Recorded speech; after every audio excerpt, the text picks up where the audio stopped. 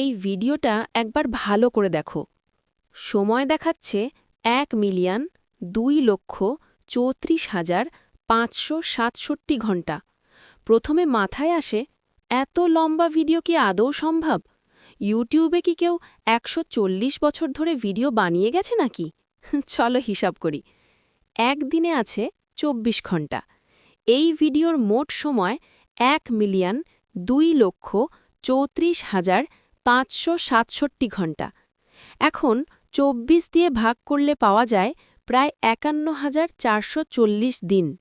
এখন দিন থেকে বছরে যাই। এক বছরে ধরা যাক ৩৬৫ দিন। ৫১,৪৪০ দিন ভাগ করলে পাওয়া যায় প্রায় ১৪১ বছর।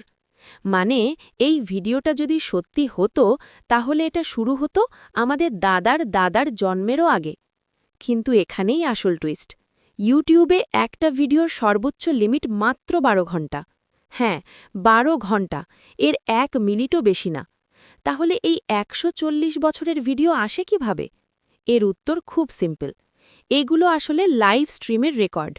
একই ভিডিও বারবার লুপ করা, টাইম গ্লিচ অথবা শুধু চোখে ধোকা দেওয়ার ট্রিক। মানে স্ক্রিনে যত বড় সময়ই দেখাও, ইউটিউবের নিয়ম কিন্তু ১ ইঞ্চিও বদলায় না। শেষ কথা একটাই, ইউটিউবে ১২ ঘন্টার বেশি কোনো ভিডিও আপলোড করা সম্ভব না।